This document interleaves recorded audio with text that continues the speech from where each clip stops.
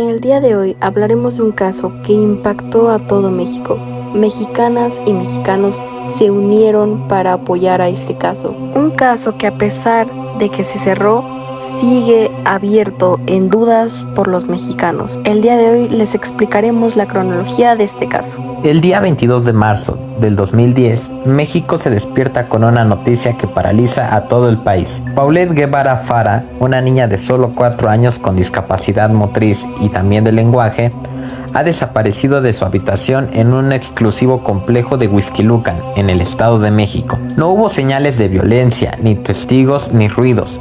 Lo que comenzó como una búsqueda desesperada se transformó poco después en el primer gran caso de posverdad de la era de las redes sociales de nuestro país. Ante la desesperación, Mauricio Guevara, padre de la menor, recurrió a una herramienta poco explotada en aquel entonces para estos fines, los cuales eran las redes sociales. Twitter y Facebook poco después se inundaron con la imagen de la niña Paulette, pero la rapidez de lo digital pronto chocó con lo tradicional. Televisa y TV Azteca adoptaron el caso como una causa nacional, convirtiéndolo en la tragedia en un contenido de alto rating que se transmitía 24/7. Aproximadamente entre el 26 y el 28 de marzo, la madre Lisette Fara se convirtió en el foco de atención. La Procuraduría del Estado de México, bajo el mando de Alberto Basbas, filtró perfiles psicológicos antes de concluir las investigaciones. Se encontraban en el departamento al momento de la desaparición de la menor Paulette, y exclusivamente para eso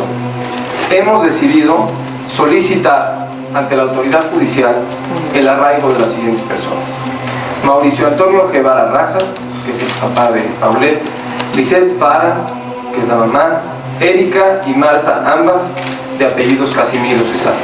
Cada uno de ellos en determinado momento ha falseado su declaración, lo cual ha dificultado conocer la verdad de los hechos o establecer una firme línea de investigación. Certeza de que alguno de ellos hubiere participado en la sustracción.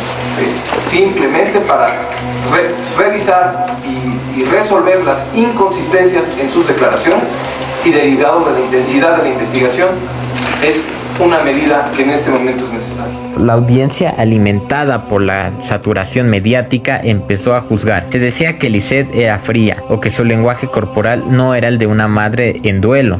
Solo le pido a la persona que la tiene que por favor la deje en un centro comercial. Yo no quiero represalias o en un autoservicio. Por favor, de verdad, estoy desesperada.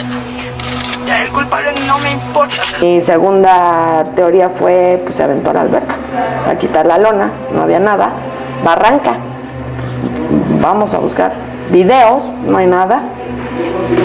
Harry Potter, ok. Increíble. En las redes sociales ella ya era culpable antes de cualquier juicio legal. Dicha madrugada del 31 de marzo, el país quedó en shock. Durante una reconstrucción de los hechos, el cuerpo de Paulette fue hallado en su propia cama, entre el colchón y la base. ¿Cómo fue posible? Durante 9 días, peritos, perros entrenados y periodistas en búsqueda de la niña, incluida Lili Telles, estuvieron en esa habitación. ¿Qué fue lo que pasó? Yo acosté a mi hija a dormir alrededor. En esta cama. Esta es la cama de Paulette. La está estrenando aparte. ¿Cómo estaba esta recámara, Liliana? ¿Cómo la encontraste? Pues extendida, o sea, pero ya la muchacha la había venido a buscar. Realmente yo no sé, ella cuando entró al cuarto, ¿cómo lo encontró? Ya habría movido la cobija. Ya, claro, porque a lo mejor pensó que se había escondido, como teníamos las dos almohadas aquí. A lo mejor dijo, se metió más abajo de la cama o algo. A mí usted ya la trajo aquí a que se acostara.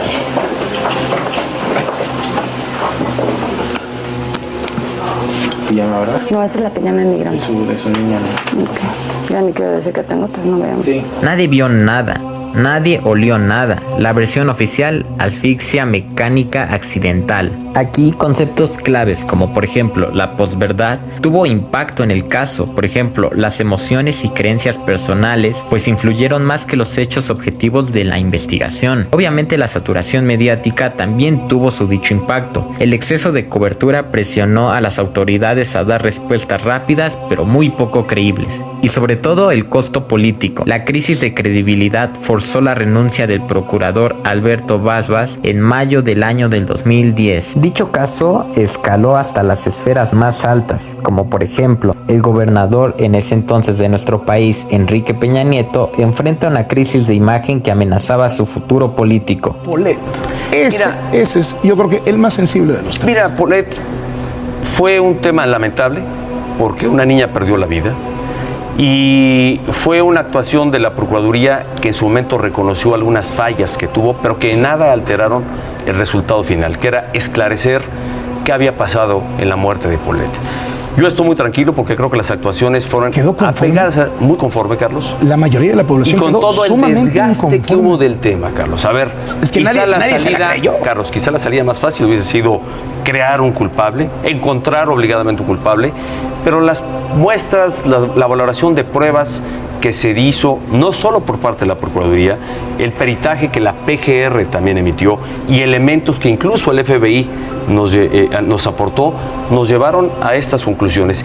Y yo creo, por el interés que este asunto despertó entre la opinión pública, como nunca, la Procuraduría decidió abrir el caso, ventilarlo y dejar muy claramente establecidos cuáles habían sido las valoraciones que había tenido, que había tomado, para llegar a la conclusión a la que llegó, que había causado la muerte de Paulette.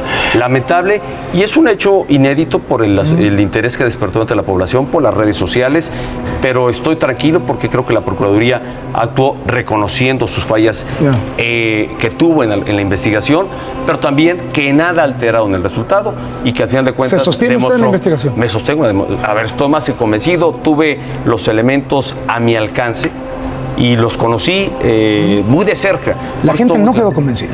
La gente, a ver, la Procuraduría creo que hizo al final de cuentas lo que tenía que hacer, abrir el caso, incluso en internet, además de haber llevado la comunicación a través de los medios, de dejar muy en claro por qué la Procuraduría había actuado de esa manera.